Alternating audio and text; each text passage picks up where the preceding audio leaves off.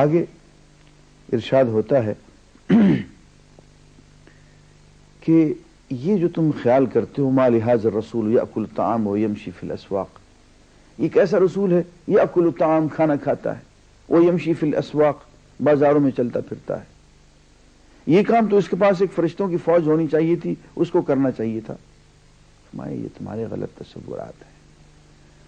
آگے چل کے میں عرض کروں گا کہ اللہ تعالیٰ فرماتے ہیں کہ ہم نے جنات میں بھی رسول بھیجے ہیں، جن، اور انسانوں میں بھی رسول بھیجے ہیں، انسان. تو اس چکر میں نہ پڑو کہ رسول تو انسانوں میں بھیجے جائیں لیکن وہ فرشتہ ہوں. ایسا اللہ تعالیٰ کی سنت نہیں ہے. اور پھر ایک جگہ یوں ارشاد فرمایا تاکہ لوگوں کا تصور جو ہے وہ درست ہو. وَعِنْدَهُ مَفَاتِحُ الْغَيْبِ لَا يَعْلَمُهَا إِلَّا هُ.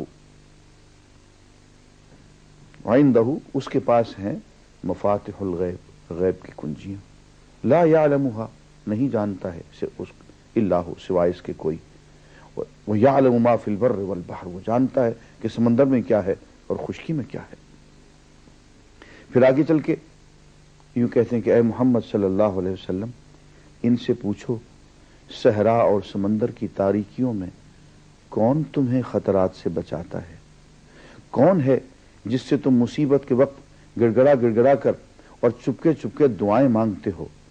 کس سے کہتے ہو کہ اگر اس بلا سے تو نے ہم کو بچا لیا تو ہم ضرور شکر گزار ہوں گے؟ کہو اللہ تمہیں اس سے اور ہر تکلیف سے نجات دیتا ہے. پھر تم دوسروں کو اس کا شریک ٹھہراتے ہو. کہو وہ اس بات پر قادر ہے کہ تم پر کوئی عذاب اوپر سے نازل کر دے، یا تمہارے قدموں کے نیچے سے برپا کر دے، یا تمہیں گروہوں میں تقسیم کر کے ایک گروہ کو دوسرے گروہ کی طاقت کا مزہ چکھوا دے، آپس میں لڑا کے. دیکھو ہم کس طرح بار بار مختلف طریقوں سے اپنی نشانیاں ان کے سامنے پیش کر رہے ہیں، شاید کہ یہ حقیقت کو سمجھ لیں. عزیزان گرامی، یہاں یہ سب بتایا جا رہا ہے کہ انسان کی فطرت کے اندر توحید چھپی ہوئی ہے. جب مشکل وقت آن پڑتا ہے تو پھر انسان گڑ گڑا کے چپکے پھر اللہ کو پکارتا ہے تو پھر اللہ کے ساتھ غیروں کو شریک ٹھہرانے لگتا ہے. اور فرمایا چاہیں تو تمہیں امن سے زندگی گزروا دے، اور ہم چاہیں تو جس طرف سے چاہیں تمہارے اوپر سے، تمہارے نیچے سے، تمہارے ارد آپس میں بھائیوں کو ہم لڑا دیں. تمہارے دل ہماری 2 انگلیوں کے درمیان ہیں. اس لیے جو کچھ مانگنا ہے وہ اللہ تعالیٰ سے مانگو. وہی سب کچھ جاننے والا ہے، وہی سب کچھ کرنے والا ہے. اور یہی بات سیدنا ابراہیم علیہ السلام سے آگے نقل ہو رہی ہے. وہ جب تاروں کو دیکھتے ہیں، پھر چاند کو دیکھتے ہیں، پھر سورج کو دیکھتے ہیں، اور بار بار کہتے ہیں کہ اچھا یہ ہو سکتا ہے خدا، یہ ہو سکتا ہے. اور پھر جب سب ڈوب گئے تو کہتے ہیں میں ڈوبنے والوں کو تو خدا نہیں مان سکتا. انی وجہت وجہی للذی فطر السماوات والارض حنیفا وما انا من المشرکین. میں نے اپنا رخ سیدھا اس ذات گرامی کی طرف کر لیا ہے جس نے آسمانوں اور زمین کو پیدا کیا ہے. میں اس کے لیے یکسو ہو گیا ہوں، اور اس یکسوئی میں میں کسی اور کو شریک نہیں ٹھہراؤں گا، کسی اور کی ملاوٹ نہیں کروں گا. عزیزان گرامی، اس کو اخلاص للہ کہا جاتا ہے. اور اسی موضوع پہ آگے بڑھتے ہوئے، اس لیے کہ سورہ اعراف جو ہے وہ توحید کی صورت ہے، آگے بڑھتے ہوئے اللہ تعالیٰ ایک سوال کرتے ہیں کہ دیکھو 2 فریق ہیں. ایک فریق تو وہ ہے جو شرک کرتا ہے، کوئی بارش کا خدا بنا دیا، کوئی عذاب کا خدا بنا دیا، کوئی نیکی کا خدا بنا دیا، کوئی برائی کا خدا بنا دیا، کوئی اولاد دینے والا خدا بنا دیا.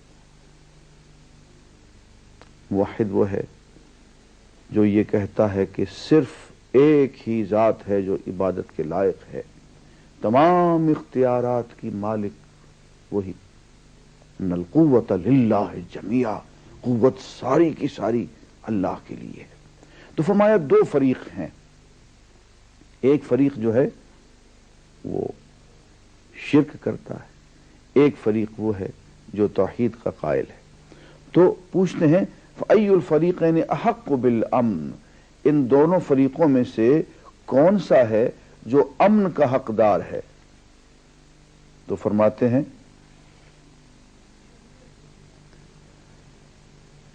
کہ فَأَيُّ الْفَرِيقَيْنِ أَحَقُّ بِالْأَمْنِ إِن كُنتُمْ تَعْلَمُونَ، ان دونوں فریقوں میں سے کون زیادہ بے خوفی اور اطمینان کا مستحق ہے، جانتے ہو تو بتاؤ۔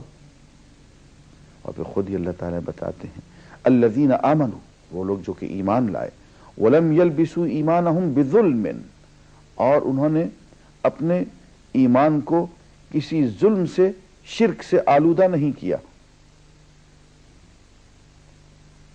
اولئک لہم الامن، امن تو انہی کے لیے ہے، وہم مہتدون، اور وہی ہدایت پانے والے ہیں۔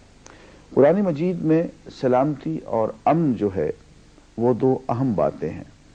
ہم جب چاند دیکھتے ہیں تو کیا دعا کرتے ہیں؟ اللہم اہلہ علینا بالامن والایمان والسلامتی والاسلام ربی و ربک اللہ۔ امن اور ایمان، سلامتی اور اسلام، ان دونوں کا آپس میں گہرا تعلق ہے، آگے کسی موقع میں عرض کروں گا۔